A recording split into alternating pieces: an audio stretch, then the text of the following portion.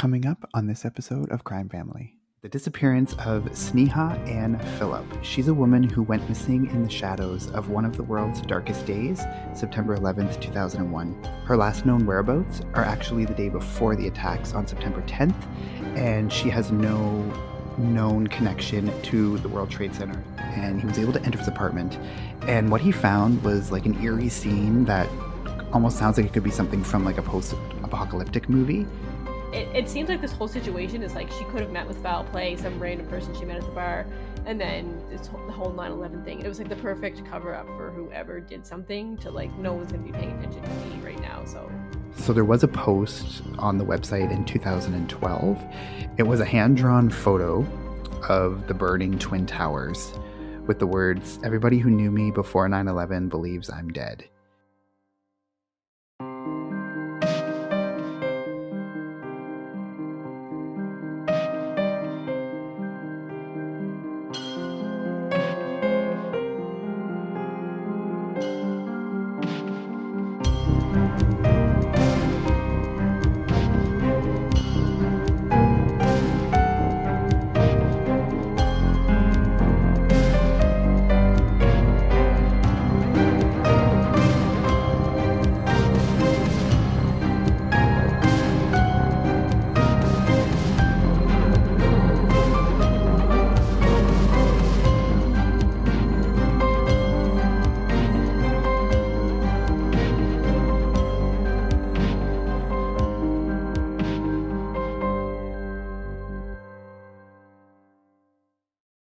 Hi everyone, welcome to another episode of Crime Family. If you are new with us, I am your co-host AJ, and I'm here with my two sisters, Stephanie and Katie. And this week, I'm going to be telling you guys the story about the disappearance of Sneha Anne Phillip. And she's a woman who went missing in the shadows of one of the world's darkest days, September 11th, 2001. Sneha's case is unique because although she is officially considered one of the 2,977 victims of the terrorist attacks of that day, her last known whereabouts are actually the day before the attacks on September 10th, and she has no known connection to the World Trade Center. So she didn't work there. She had no like confirmed reason that she would be there. So that's why her case is a little bit more like sinister, and why it kind of stands out versus her just being 100% like one of the victims of the attacks, even though she's officially considered one of the victims. So was there something more sinister at play surrounding her death and disappearance? You guys can be the judge of that after hearing her story. I'm just going to get right into it. So Sneha Anne Phillip was born in India on October 7th, 1969, and she emigrated to the United States with her family when she was a child. And they started out in Albany, New York, and then they moved into another part of New York State. Sneha was the middle child. She had an older brother named Ashwin and a younger brother named John. Sneha went on to attend med school at the Chicago School of Medicine in 1995. It was here that she met and fell in love with her future husband, Ron Lieberman, and he was actually a year below her in the program. And because they wanted to graduate at the same time, Sneha actually took a year off to travel in Europe, and then she returned to school the following year, and they graduated together in 1999. Then after their graduation, they were both offered medical residency programs in New York City at separate hospitals. Sneha was doing her residency at Cabrini Medical Center in downtown Manhattan, and Ron did his at Jacobi Medical Center in the Bronx. And in May 2000, the couple got married in a traditional Indian ceremony. It actually infused a little bit of Judaism traditions as well, and with the Indian traditions, because Ron was Jewish, and so they kind of had a ceremony that kind of reflected both of their cultures. So the young couple seemed to have it all by September 2001.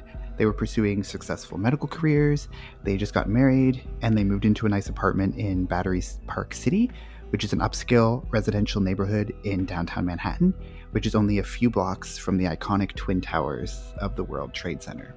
I'm going to start off talking about this case, about what happened on September 10th, 2001. And this was actually the day that Sneha was last seen alive. And she was actually off work that day. And her husband, Ron, went to work around 11 a.m. And Sneha, from what we can tell, had a pretty low-key day in the apartment.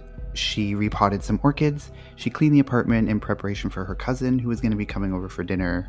I think it was on that Wednesday, so just a couple of days away. And she also had a 2-hour instant message conversation with her mother, which lasted from around 2 p.m. to 4 p.m.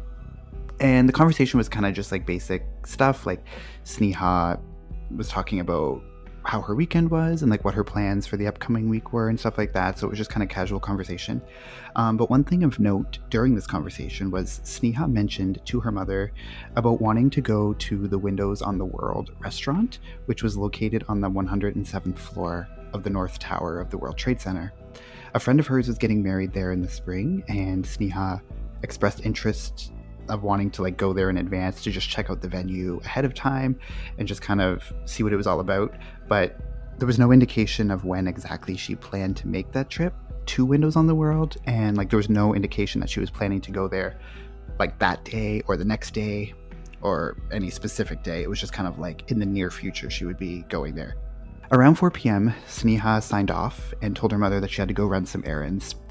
And at around 5:18 p.m., surveillance cameras show Sneha leaving her apartment building, and her known stops after leaving the apartment are at a dry cleaner's to drop off some laundry, and then at Century 21, which is a discount clothing store nearby her apartment building. And a surveillance camera captures her inside the clothing store, just browsing the racks, like nothing seems suspicious or out of place or anything, just pretty normal. And according to bank statements, she used her husband's American Express credit card shortly after 6 p.m. at the store to purchase pantyhose, lingerie, a dress, and bed linens. And then next she goes to another store that was like just adjacent to that one, and it was a shoe store, and she went and purchased 3 pairs of shoes. The last confirmed image of her on surveillance video shows her leaving the store at around 7:18 p.m. with some large shopping bags. Now, an employee at the store recalls seeing Sneha that night, but says that she wasn't alone. She says that Sneha was with another woman who Sneha kind of referred to as a friend of hers. The employee described this other woman as, quote, small, in her early 30s, dark-skinned, possibly Indian, end quote, according to New York Magazine. However, this woman does not appear on the surveillance footage of Sneha in that store, and nobody has ever come forward claiming to be this woman. So the logical conclusion, to me at least, is that the employee is mistaken. Like, I can't see why the cashier would lie about seeing her with this other woman. So it's probably just an honest mistake. Like, from my understanding, Sneha frequented that store often. Like, it was really close to her apartment building. So it's very easy to just like mix up the days that she saw her. She thought it was on the 10th, but it was probably just another day. And like the fact that this other woman isn't on the surveillance footage at all is pretty good evidence to suggest that Sneha was in fact alone at the store. But the employee does say that she remembers seeing her there that night with this other woman. So all we have is this employee's word that she was with someone else that night, but nothing else to suggest that she was. So we really don't know, but the surveillance video shows that she's alone. So she leaves the store shortly after 7 p.m. And like I said, that was the last confirmed sighting of her on any surveillance footage. Her husband, Ron, returned home from work later that evening. It was around, I think, 11 p.m. or midnight or so, and he comes home to an empty apartment. Sneha's not there, but he wasn't super concerned at the time because it wasn't unusual for her to go out, and she would like crash at a cousin or a friend's place for the night before returning home in the morning. She did like the bar scene quite a bit, so she would go out, for some drinks, and then she would just end up crashing at whoever she was out with that night. She would just go to their place for the night. And then he mentions that it was usually between like 7 a.m. and 9 a.m. the next morning, which is when like she would always come back to the apartment. It was always around that same like time frame in that 2-hour window at some point. So when he got home at midnight or near midnight, like he wasn't concerned that she wasn't there. But it wasn't until the next morning, when she still hadn't returned and he hadn't heard from her, that he started to get kind of frustrated with her. Like kind of just frustrated that obviously like, oh, she must have forgotten to call me. But he still said that he wasn't necessarily worried because he actually left the apartment early that morning. It was just like around 6:30 in the morning. So it was like before that window of time when she would usually come home. So he wasn't like alarmed, but he was just kind of annoyed that she had forgotten to call him and whatever. So he goes off to work at around 6:30 or so for a meeting. That is that's September 10th. So that was like kind of the last day that she was actually confirmed to be seen. And so now this brings us to September 11th. And during an investigation that kind of took place after all of this kind of stuff came to light, there were some phone records that showed that somebody did call Ron's cell phone from the apartment at around 4 a.m. on the early morning on September 11th. Ron says that he doesn't remember this call at all, but he says that he was probably like half asleep and he used the home phone to call his cell phone so that he could check his voicemail. He was in the apartment at the time and Sneha was not, as far as we know. So that is the likely explanation, but that's just like I don't really know how that plays into it, but he said, yeah, I probably was just checking my voicemails maybe to see if she had called. So I don't know why he didn't use his own cell phone to check his voicemail on his own phone, but it was 2001, so maybe, I don't know, maybe it didn't have that kind of capability yet or something, but, you know, as far as we can tell, that is legit, that it was actually just Ron calling his cell phone. So like I said, Ron left for work early in the morning on September 11th for an 8 a.m. meeting at Jacobi Medical Center, and it was shortly after this meeting at 8:46 a.m. is when the first plane hit the North Tower of the World Trade Center. So this is obviously the start of all of the chaos in the city that day. And Ron attempts to call the apartment to reach Sneha, but there was no answer. And she didn't have a cell phone, so reaching her at the apartment was the only way that he could get in contact with her. So Ron frantically tries to return home due to the fact that his wife was still unaccounted for. Their apartment was located only a few blocks from the World Trade Center. So that would place Sneha, if she was anywhere near the apartment, that would place her in the heart of all of the chaos. So obviously he was quite concerned for that. Ron was able to catch a ride in an ambulance that was heading for Manhattan, because he was in the Bronx at the time, because that's where the hospital was that he worked at. And because of all of the chaos in the entire city that day, this trip into Manhattan took over 6 hours for him to just get into Manhattan. So he left at around 3 p.m. and he didn't arrive into the city until around 9 p.m. that night. He does get to the apartment building at around 9 p.m. that night, and the power was out, obviously, because they're only a few blocks from the tower, so that whole part of the city is just total destruction. He was still dressed in his scrubs from the hospital, so he was able to use his medical badge or credentials to get past a police barricade that had been put up. So he was able to get to the apartment, but because the power was out, he couldn't get into the building because it was an automatic door that would open, or it was ran on power, right? To get in. So he couldn't get into the building itself. So just walked to a friend's house that lived nearby and just crashed at their place. So now we're late on the night of September 11th and still hasn't heard from his wife at all since the 10th. Was the last time that he's seen her. So she's been unaccounted for over 24 hours at this point. The next morning, he was able to get into the apartment building, finally, and he was able to enter his apartment. And what he found was an eerie scene that almost sounds like it could be something from a post-apocalyptic movie. Because a window was left slightly open, ash and dust from the collapse of the Twin Towers covered their entire apartment.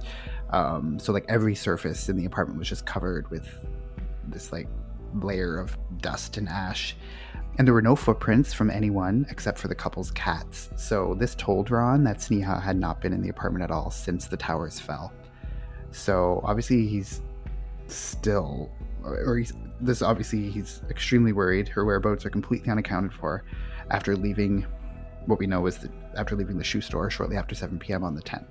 Obviously must be extremely worried just with the absolute chaos that is New York City during this time. That in itself is obviously stressful, but the fact that he also doesn't have any idea where she is would also be quite stressful as well. The only possible clue in this case that we have as to her whereabouts on the actual day of the attacks was some CCTV footage from the couple's apartment building lobby. Someone who matches Sneha's description can be seen entering the building's lobby at around 8:40 a.m.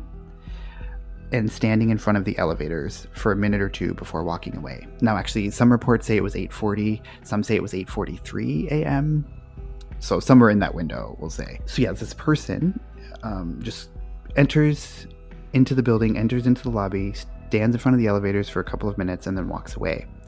So if that is Sneha, it places her in the apartment building only minutes before the first plane hit the North Tower, which was at 8:46 a.m.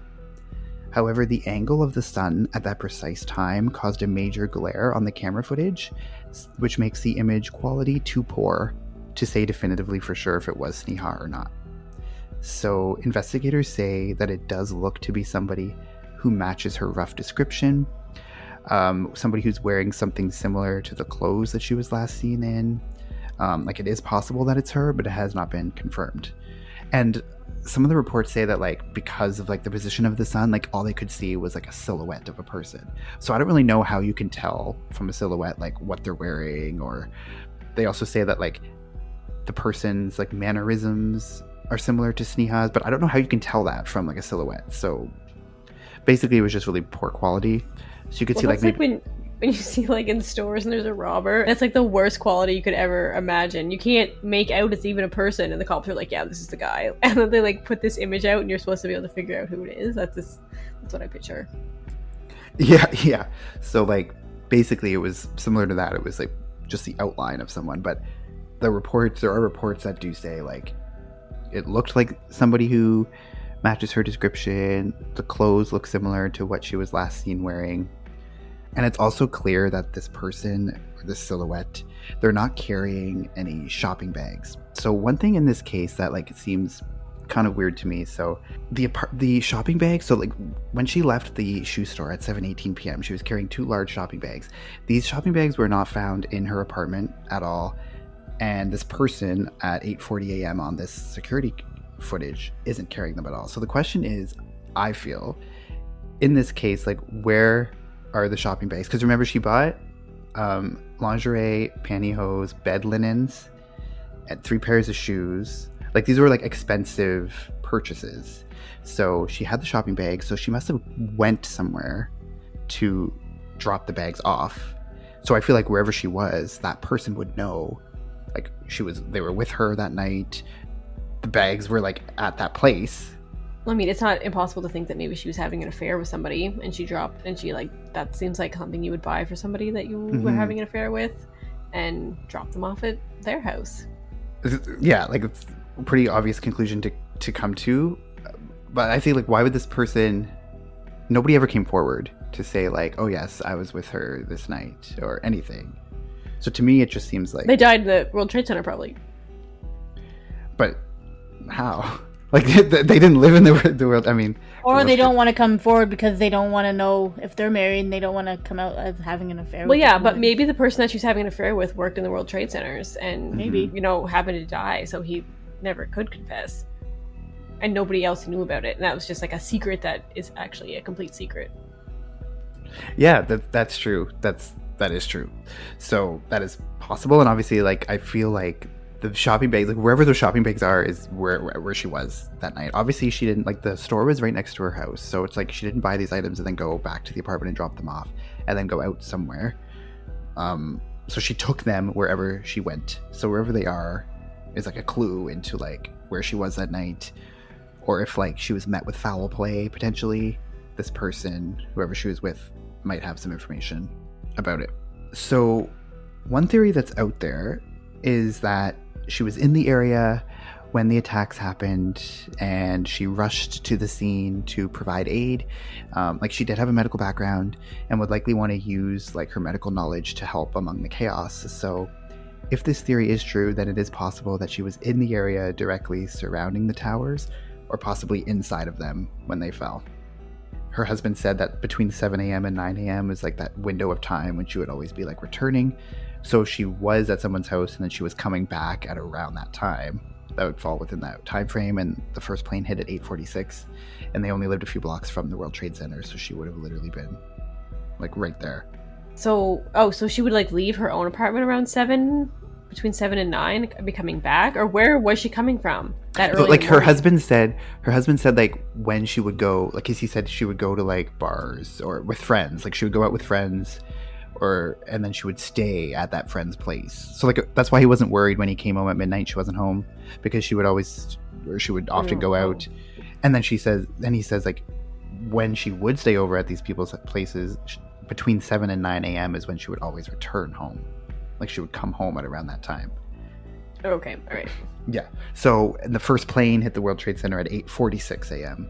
So like it's very possible she could have been walking to the apartment at around like 8:46 a.m.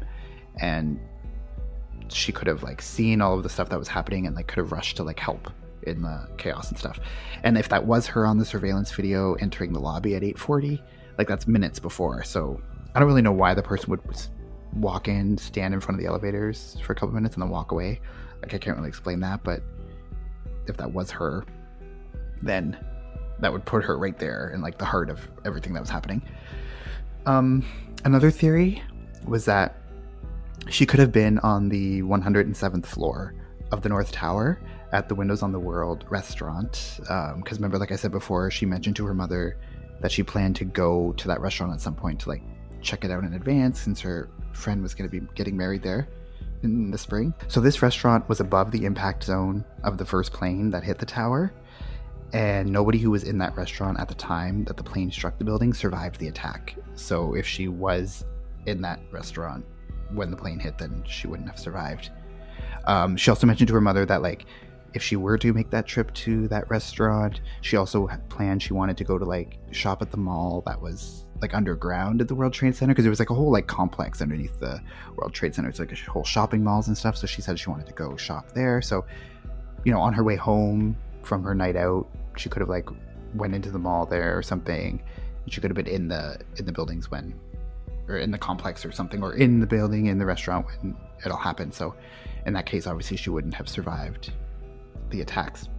A third theory that was kind of out there was that Sneha used the chaos of the attacks in order to flee and live a new life. It would be assumed that she died in the attacks, and so she could kind of like go on and be free and no one would think anything of it.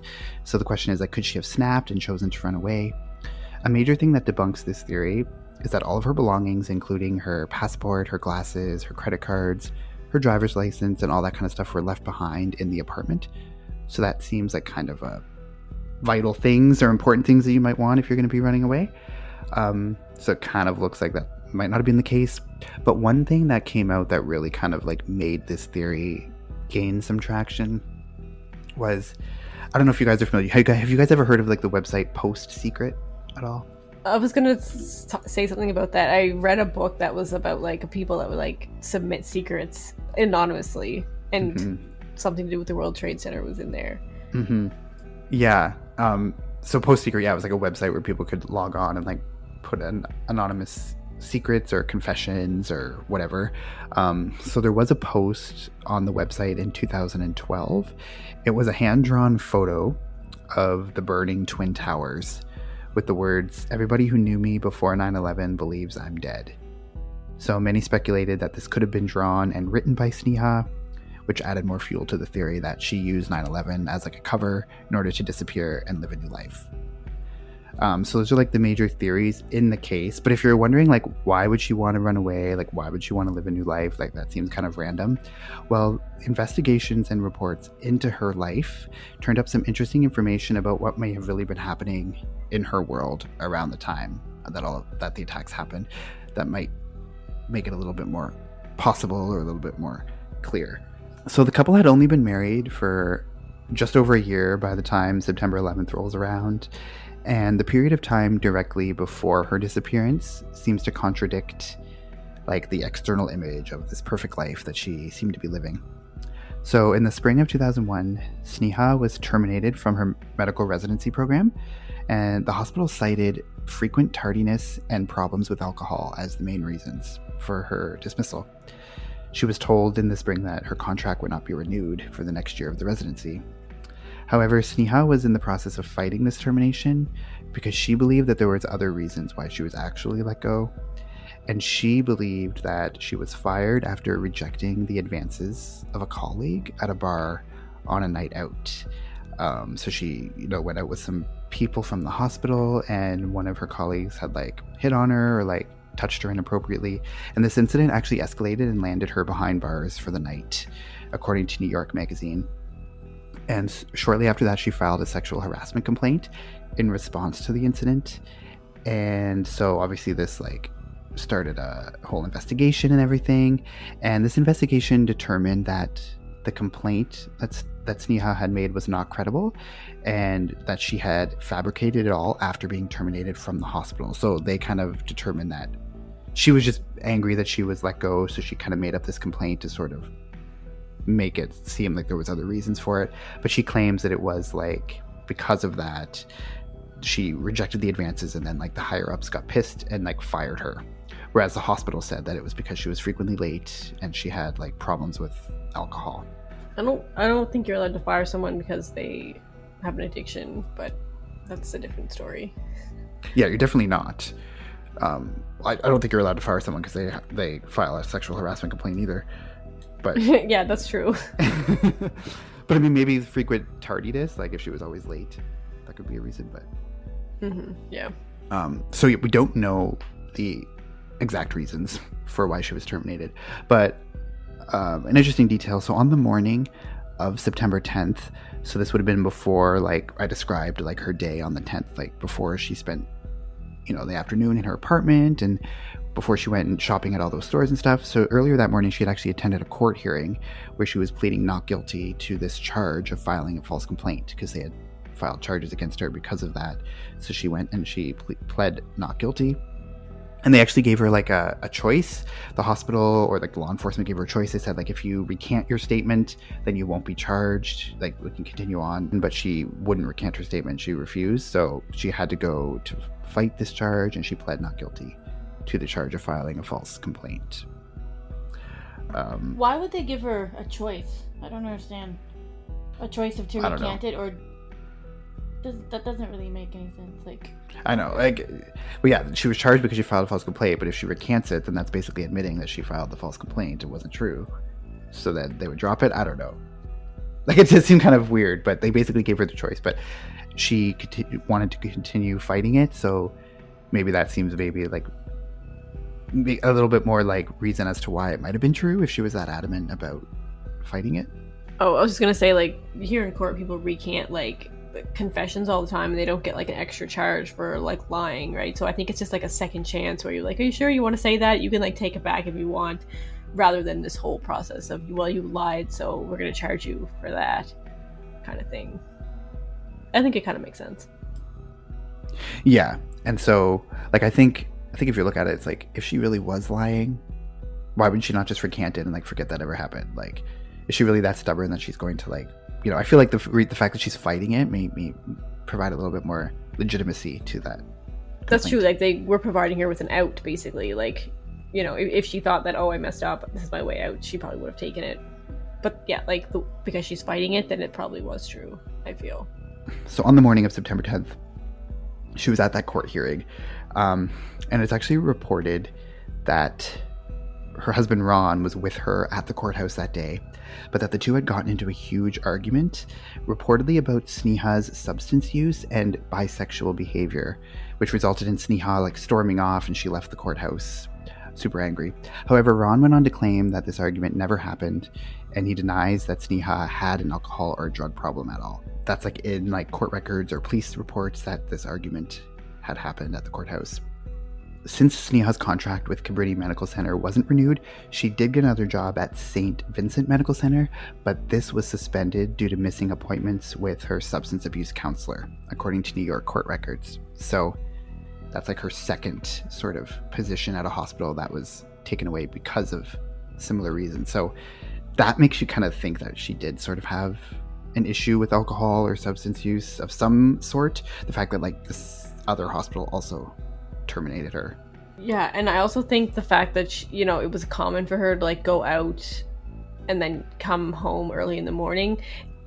That doesn't mean she has a problem, but I mean, how long can you keep up that lifestyle of partying all the time and coming home early in the morning, like that kind of thing. So that could have had something to do with it as well. Like, yes, the alcohol made her tired and stuff, so it's kind of like all connected, but doesn't necessarily mean it was because she was drunk that she couldn't come to work. It was maybe she's just, partied too much or something. Yeah, like she was late because she was coming home from the bar early. Like that's why she was late for her work and stuff like that all the time. And she wasn't drunk like on the job, but it was because she had been drinking the night before. Which I guess it never says explicitly that it was like intoxication at work. I guess. Yeah, when you say substance issues, I feel like, it's because she's like an alcoholic and she's drinking at work or like showing up drunk. But yeah, it could just be because she's so tired and is affecting her work because she was drinking. But yeah, but like if she's not drunk at work, how do they know? Like, I mean, I guess maybe you can just tell if someone's hungover, I guess, but like that's very different than like actually being intoxicated at work where there's like actual proof versus like, we think that you're hungover. Her colleagues probably would have known if like she was asking them to go out every night or. Yeah, and some of them probably went out with her, maybe not every night, but she might have been there every time people went out or something. So it's just kind of like they knew her as that person. Yeah. And they ratted on her, I guess. Yeah, that's true. That's possible too. Who knows? Yeah, so Ron denies that she has any substance use issues. He does come forward and he does say that like she did start drinking a little bit more heavily like after she got terminated from the hospital. Like she went into a little bit of a depression after that because she's pursuing this medical career. She went to med school, she has this residency, and like the fact that she was terminated because of this sexual harassment complaint that she had made, like the fact that she was terminated really kind of pushed her into this sort of funk and like depression, and then she started to drink a little bit more. But he said it was never like a full-on like addiction at that point. It was just like it was starting to become a little bit more heavy, but by the time like that she went missing, like by the time September 10th came, like it had been back to like her regular habits. It wasn't spiraling anymore at that point. So he does like acknowledge that, but says that she never had like a full-on substance use issue. One of the reasons that Sneha's case gained traction as like a suspicious disappearance was because of the fact that she did seem to be living somewhat of a double life, and this was a double life that could have had dangerous consequences for her if she met with foul play on September 10th or early on in the early morning hours of September 11th. So there were rumors circulating that Sneha was possibly having affairs with women in the months leading up to her disappearance. So like I mentioned before, she did go out a lot and would sometimes spend nights crashing on couches at other places like besides her own home. But the bars that she was known to frequent were actually popular gay bars, and it was speculated that she wasn't crashing at the homes of friends or family members, but rather at the homes of like random strangers that she would meet at the bar on those nights. So one question is like, was the woman that the store employee claimed that she saw Sneha with on September 10th, was this someone that she was possibly seeing romantically? Like that's an option. And like a possible reason that like her family gave, or other podcasts that I've listened to about this case that kind of gave for like why this might not be true, but like a reason why she may be frequenting gay bars could be that she felt more comfortable being at these bars where she wouldn't like be constantly hit on by guys and stuff, like due to everything she was dealing with the incident with like the sexual harassment stuff that was going on. Like maybe she still wanted to be able to go out, but she didn't feel comfortable like going to like a regular bar, so she would go to like gay bars and stuff like that. But that's never been confirmed. In a strange detail, like it's added into all this, which is weird. Sneha and her brother John were actually not on speaking terms at the time that she disappeared, because he allegedly claimed to a police officer that he had walked in on his then girlfriend in bed with Sneha a month prior to her disappearance. However, John has gone on to vehemently deny ever saying this to investigators, nor ever meeting the supposed officer who wrote that in the report. So my question is like, why would the cops lie about that? Like that seems like a super random detail to just make up out of nowhere. Like someone had to have told them that somewhere along the way. Like how does like painting her as like this woman who was having an affair with her brother's girlfriend, like how does that add any relevance to the case? Like unless someone told them that. Like that's what I can't understand. Yeah, that doesn't make any sense to me why that would be a random made up fact. Yeah, like we all know the police are shady, so I mean, but like I mean that's just but that weird. has no relevance to the case really. If like they're just making that up, though, how would they know that? Why would they make up that? Why would they I make think up that like something? leads into like the whole like double life theory. Like she was like having affairs with all these women and like leading this double life, but like that specific fact, like why was it her brother's girlfriend? Like, and like the officer who says that in the report, like her brother says that he never even met that officer before in his life. Like he never said that to the officer. He never met him. So I just think like it's a very weird thing. Like it's just like a weird like picture to paint of this woman that has no relevance to anything, unless like the cops aren't just going to come up with that random detail. I don't think, but yeah, maybe he felt bad after she disappeared that he like said stuff about her like that, and he wanted to take it back. I don't know. That's all I can think of. It doesn't make a lot of sense to me. Yeah. So I feel like that is something that was definitely told to the police officers by someone at some point.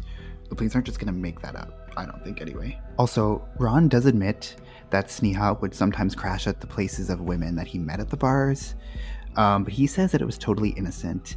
He says that they would talk, make art, and listen to music until they fell asleep. Just like a totally innocent encounter. Ron says that they do not live a conservative lifestyle.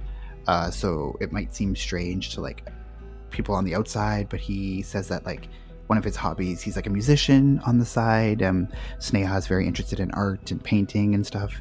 So they did live a portion of their lives with a very like artistic, like laissez-faire kind of attitude. So this could like make a night with a woman Sneha met at a bar like a totally innocent encounter with no underlying meaning. So it's like, is the family just in denial, or are they trying to tidy up her image in the aftermath of her disappearance? Or were they totally unaware of this double life that she was living? So I feel like it has to be one of those three options, why he would say that and like try to defend her in that way. And maybe he is just in denial, or maybe he just doesn't believe it. I don't know. Yeah, maybe he just doesn't know. Like maybe she was really like having affairs and stuff and just sleeping around, and he didn't actually know that. Because I mean, they only been married for a year, which really isn't that long to really know somebody, unless they knew each other way before that. But you know what I mean? Like they met in 1995, so at the time she disappeared, they only knew each other for 6 years. Yeah, I guess. Yeah, and they only were married for a year, so I mean, who knows what he really knew about her. And she could have been like had like girlfriends in the past, or like been that person she was. He just never saw that side of her. Yeah, and maybe she was finally just like letting it out, like didn't want to hide it anymore. I don't know. It seems like this whole situation is like she could have met with foul play, some random person she met at the bar, and then the whole 9/11 thing. It was like the perfect cover up for whoever did something to like no one's gonna be paying attention to me right now. So I think he's got away with it. Like as it turned out, September 11th is the best day to commit a murder. You would never ever get caught, probably. Like you're just gonna get overshadowed by everything. So obviously people didn't know that at the time. Nobody's gonna care what you're doing. Yeah, like it's never. Yeah, no investigation is going to be thorough at all, at least initially. Yeah, because it can't be. Like, you have, like, all manpower worried about other things. Yeah, like nobody cares about, like, a random murder, unfortunately. Obviously, people are caring about the thousands of people that just died in the World Trade Center. Yeah, especially they're not going to care about, a random disappearance, right? Like, obviously, it's probably connected to the towers, is what they're thinking, and obviously, like, they could just be somewhere else. Like, that's not a priority at all. Yeah, like, if you go and you report somebody missing, like thousands and thousands of people were reported missing after the attacks, like vanished and unaccounted for. So like I said, September 11th ended up being the best day to commit a crime or commit a murder, unfortunately. Yeah, and just like one more thing about like these like women that she would stay with. Ron says that like one night, like the reason he like says that she would like meet these women at bars and it was totally innocent was like one night she like came home covered in paint because like she was like painting with this random artist woman that she met at a bar, and like she just like said it was a super fun night and like we were like became friends, I don't know, whatever. So like he says like, oh, it was just totally innocent. It's like she just had like that artistic kind of creative side, so she was like drawn to people who were like really artistic or whatever. So but I mean, was there ever any evidence that she was on drugs? Because I mean, you know, being up all night, being covered in paint, like painting, having fun with random people, it just seems like a druggy thing. Trip. Yeah, or like ecstasy, right? Like that just gets you way pumped for life. So, yeah. Yeah, like there was never anything to. The only thing was like they said alcohol-related issues with her residency program, and also she missed appointments with her substance abuse counselor at that other place.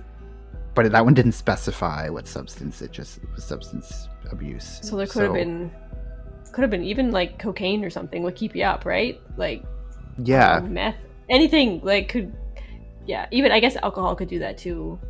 depending, but yeah. She might have been caught up in like that kind of scene if she was, and like her husband like was just kind of explaining their lifestyle, like, yeah, we're like, you know, we're kind of like free spirits or whatever, we just kind of like whatever. So who knows what kind of stuff she might have been doing. So all of these like circulating rumors that were going around paint a different picture of Sneha. Like, she was now a woman who was struggling at work with a possible substance abuse problem and possibly questioning her sexuality and meeting up with random women at gay bars in the city. So which portrait of Sneha is the correct one? Like, we'll probably never know now, but it's possible it could have been a combination of both. Like, she was living the double life, or she had the perfect life, or she had, I don't really know for sure, but people say like all of that stuff because she was struggling at work and like she might have been like depressed and stuff like that. Like, that's kind of like reasoning for why people think like she might have used the attacks as like an excuse as to like disappear and live a new life, like just start fresh or whatever in a new city. So I'm gonna go into a little bit now about like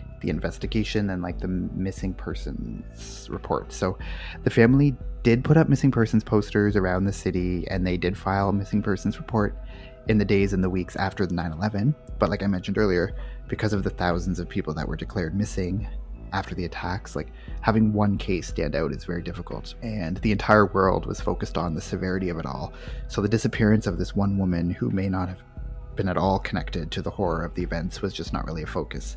So one important detail in this case was like, in order to gain attention for her disappearance, Sneha's brother actually lied and said that he spoke with her during the attacks.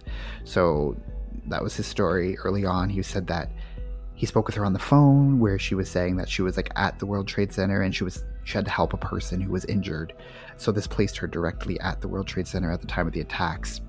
And so he lied, and because he thought like, oh, if she has a connection to that for sure, then maybe it will drum up some interest in the case, since that was like all over the, like obviously 9/11 was the topic of the news at that time. So he thought if she had a connection to it, it might make people pay attention a little bit more.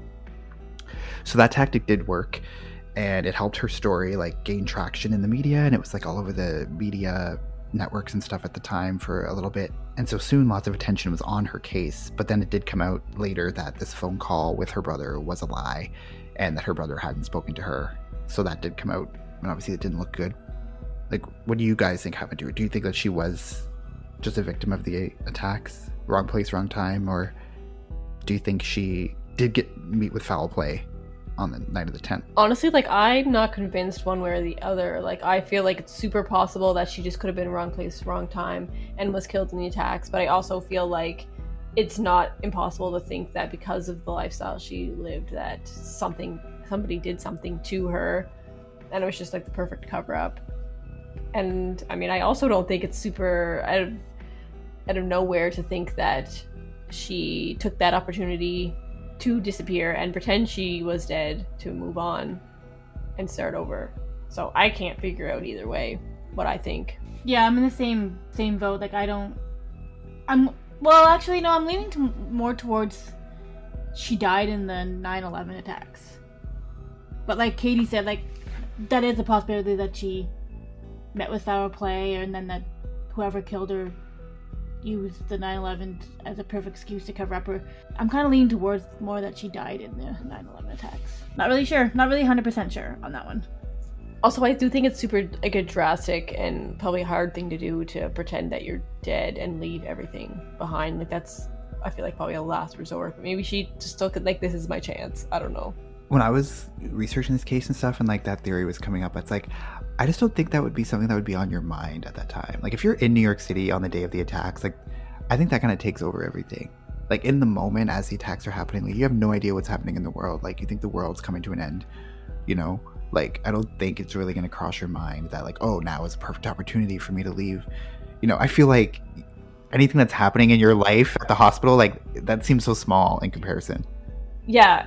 And like, yeah, that's true. And you're not going to be like, oh, I want to run away and be alone. You're going to be like, I want to be with my family, you know, make sure they're okay and that kind of thing, rather than being like, I'm out of here. Yeah, maybe she like couldn't contact anybody, like you were saying. She couldn't get home, and like she had time to kind of like, you know, soak it all in before she made that decision too. Maybe she couldn't get a hold of anybody through the phone. Like she didn't go home, or she couldn't get home or something. And so it took like a few days maybe before she even could you know. But like to her.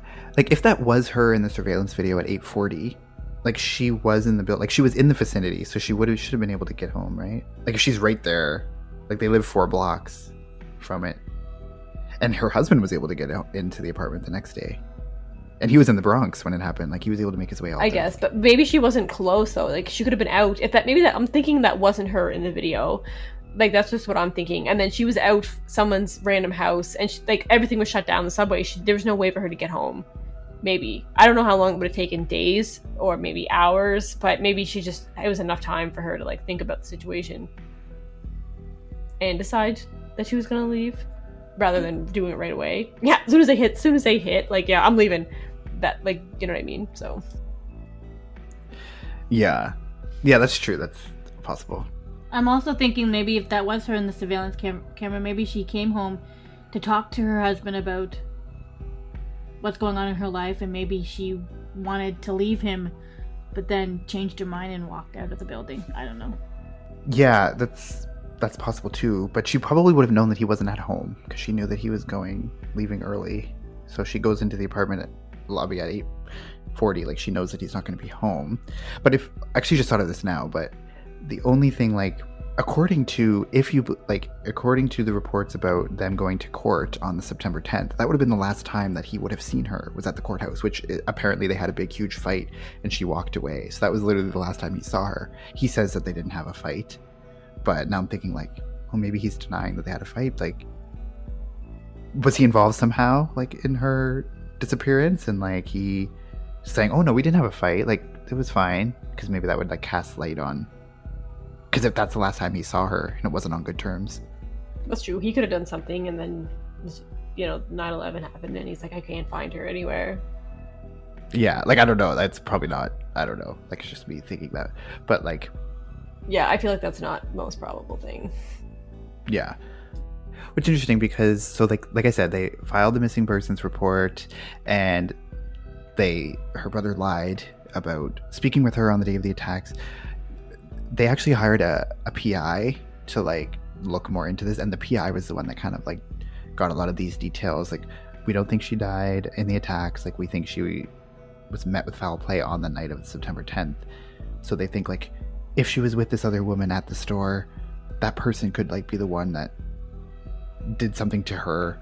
That's the last person that they know that she was with, or like wherever she took those shopping bags and all of the stuff, wherever she left those bags, she obviously left them somewhere, someone's house.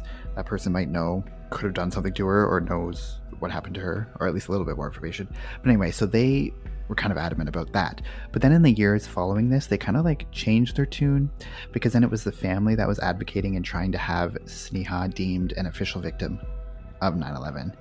On June 29th, 2006, however, a judge deemed that there was not enough evidence to place her near the World Trade Center when the attacks happened, so they denied the family's request. And then at this time, her legal date of death was claimed to be September 10th, meaning that there was now a possible homicide on their hands. So it was kind of the courts that at that time deemed it like, we can't place her at the World Trade Center, we don't have enough evidence to ever suggest that. However, the family did appeal this decision, and they went through the whole appeals process and everything, and took a couple years. And then in January 2008, the courts ruled in their favor, and they declared Sneha an official victim of the attacks, as that is the most likely scenario for her disappearance. They say, her apartment's proximity to the towers, her possible trip to the Windows on the World restaurant, or her plans to go to the shopping mall under the World Trade Center, all of these things would be things that would place her in the immediate danger zone at the time of the attacks.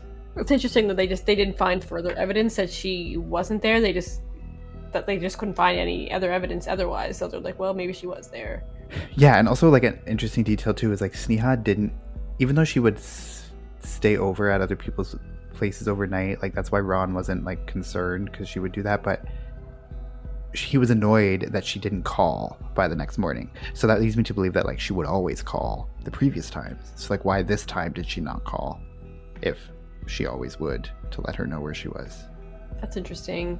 Maybe she was like actually mad at him from their fight, so she's like out of spite. She's like, I'm not gonna call him. Did they ever look at like the bar, like surveillance cameras at the bars? No, To see not who that I she could was see with. in the.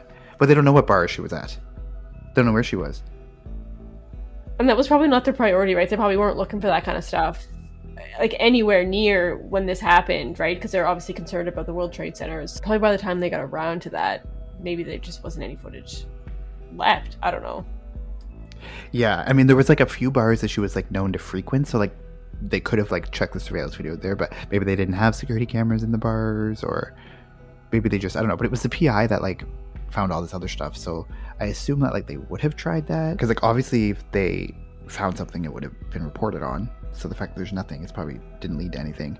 So the only surveillance video they have for sure is that she left that shoe store at 7:18 p.m. and that possible sighting of her at 8:40 the next morning. But there's still like that 13-hour window between that we don't know where she was. She didn't call her husband. She didn't have any contact with her husband at all. If this other woman existed that she was at the store with, like that person didn't come forward. Like no one ever came forward ever to say they were ever with her. Never saw her out anywhere. And obviously she didn't stay with a friend or a family member. So it might have been some random person at from the bar, but that person never came forward either, unless they did something to her, or that person died in 9/11 too, or like maybe that person has a family too, and they just don't want to like admit to, having an affair. Yeah, or like just so much happened with 9/11 that by the time people thought about it, like that person that was with her, like just didn't even know that they were talking about her. Like it could have just been some random girl she met at a bar, and she never thought twice about it. Maybe. And then it still has all of her stuff that she bought, like all these pairs of shoes and stuff. That none of that's the other podcasts that I listen to. They're like, they don't know what size of the bedding. They're like, is it the size of the bed like for her bed at like her house or her apartment, or is it like another size bed for something? I don't know. Just like, yeah, that's a good point. And like they know like the size of the lingerie she bought. Like, does it fit her or would it fit somebody else? Like was she buying them for herself or? Why would she not go back to the apartment and drop it off before going out to the bar? Like you're not going to take that stuff to the bar with you unless you plan to use it that night. Yeah, who wants to carry a bunch of extra stuff around at the bar, especially if you're going to be out late? That's just something to lug around. Yeah. So it's like she obviously went to someone's house after that, because the store was right next door to her house, her apartment. Like it would have been easy to just go back to the apartment and drop it off and then go out. But she didn't. So it makes me think that like the stuff that she bought was like for that night. Yeah, that's true. So like, I don't know, but also her husband, like that Amex card that she used, like he kept that Amex account open just in like hopes that maybe if she used it, it would like pop up. But obviously nothing did. There was no activity on any of that or any of her bank account. That was my next question. Actually, I was just thinking that like, did anybody check her like the credit card? Like they found her credit cards, her bank cards, her driver's license, her passport. So she had no ID on her if she was going to go to a bar. I mean, maybe they were going to ID her at the bar. If she was like, commonly there, maybe like they knew her. Yeah. How old was she? Maybe she looked old. She was 30, 31. Oh, at the time. She probably definitely would have gotten ID'd. Maybe she had more than one ID. Maybe she had a fake ID, like for somebody else's name. I don't know. Yeah. That's a stretch, but you never know. But also, I think like obviously she's someone that likes to shop, and so like her starting over with no money and like no bank account would be super hard for her. And unless she ran off with somebody. Yeah, like maybe she planned to, but like she plans to leave with somebody, so like the last thing she's gonna buy is like lingerie, bed sheets, and shoes, and like leaves with her, like leaves her passport behind, her driver's license. Well, maybe she wasn't actually planning on doing it then, and then just happened, so she's just like, well, let's just go, I guess. I don't know. That seems far-fetched, but could be possible. I just can't imagine leaving with no money, no ID, and being able to get very far. Especially someone that like her, obviously she'd like to shop and stop and go out and drink and party at bars. Like you can't do that if you don't have any money. So, and especially if she wanted to go like run off somewhere, she didn't have her passport with her, so she couldn't get very far. Yeah, exactly. Like she's not gonna leave the country if she doesn't have a passport. No ID on her at all. Her driver's license, and passport. Yeah, and 9/11, everything got so much more strict that like, she wouldn't be able to fly anywhere without any of it. So like all points to like, she left that stuff behind, so she didn't plan to be leaving, at least at that point. But then, like you said, 9/11 happened, and then she's like, oh, it's a good opportunity to... But, like... And we don't necessarily know that she never... I mean, I guess we do. You can say we never know that she never returned to the apartment after that surveillance video at 7:18. But I'm pretty sure, like... Well, she didn't leave the bag. She didn't drop the bags off. But, like, she might have went back to the apartment then. But she didn't drop the bags off. But she never went to the apartment after the towers fell, because, like, when he entered it, there was, like... no footprints, and it was covered in dust. So she was never there after that. There's no like accounts of her anywhere after the attacks happened, and potentially not even after the 10th, unless that video at 8:40 a.m. was her. The court declaration makes Sneha the 2,751st official victim of 9/11. Her remains have never been found, just like the remains of so many of the other victims who were declared dead as a result of the attacks. So many families have yet to receive closure due to bodies not being discovered or identified in the rubble. And there is a World Trade Center memorial that's, at Ground Zero, at the site of Ground Zero. The memorial, they have like a wall that kind of surrounds like the outline of both of the towers, and the walls have the names of all of the victims. And panel S-66 of this memorial displays Sneha's name. Sneha's parents have since stopped attending memorial services that were held at Ground Zero. Like every year on 9/11, they hold the service. They used to go, but they stopped. But they say that they do visit the memorial at the site on her birthday every year. And in a 2016 article, so this is the latest one I could find where her parents were interviewed, but they said that they have kept her old bedroom in their home the same for the past 15 years, keeping it as a memorial to her. And her husband Ron still remains close with his former in-laws, and he eventually remarried in 2010 with their blessing. So they're still hoping that potentially some of her remains are identified, because they still have the personal effects, like thousands of like these like random items that were just collected from the rubble. So like she always wore this like one choker necklace that her husband had given her when they got married, and they're hoping like someday that's recovered. Because my understanding is that there's just like thousands and thousands of pieces of stuff that was collected that still needs to be claimed, or like they're still identifying. Like I'm pretty sure I saw like on the 20th anniversary they actually identified another victim, like so somebody for 20 years that they never identified, but then they eventually did, and they put a name to like those remains. So I guess the family's still hoping that eventually, maybe, but they never ever did find her body. So yeah, that's the case of Sneha Anne Phillip. What do you guys think? Do you guys think that she died of the attacks? I don't know, and I'm like, it's just such an unfortunate day for everybody that during like 9/11, like not just for her parents but for everybody else. But yeah, I don't know if maybe she did die in the 9/11 attacks. I'm not really sure. Yeah, it kind of seems like the most likely scenario that she did, right? And just because like so many people haven't been identified that died. I feel like maybe it wasn't a coincidence that something happened to her on that day, but that's what happened. And they live only a couple blocks from the World Trade Center, so like she is in the direct vicinity of it. So, you're not gonna. And because she was a doctor, like people think that she would have been like the first to like rush in and help people if she saw them. So she could have been like in the middle of all that, and then when the towers collapsed, like she was just killed then. Or maybe she was up in that restaurant on the 107th floor, but like that seems random, like that she's gonna go then, like on her way home after a night out. I'm gonna go in the clothes I wore last night, and I'm gonna go and check out this fancy restaurant at 8 in the morning. Does seem random. Yeah, so I don't know. I did find it weird that none of those items that she bought ever turned up. Yeah, I know. Like where'd they go? Somebody has them somewhere. Someone's laying down on the sheet she bought. I know. Like where are those 3 pairs of shoes that she bought?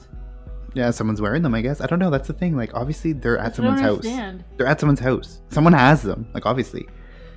Yeah, somebody obviously has them. And like, even if I try to like contact her afterwards, because like she left their stuff there. Like, if she left it there purposefully, then she obviously knew them enough to,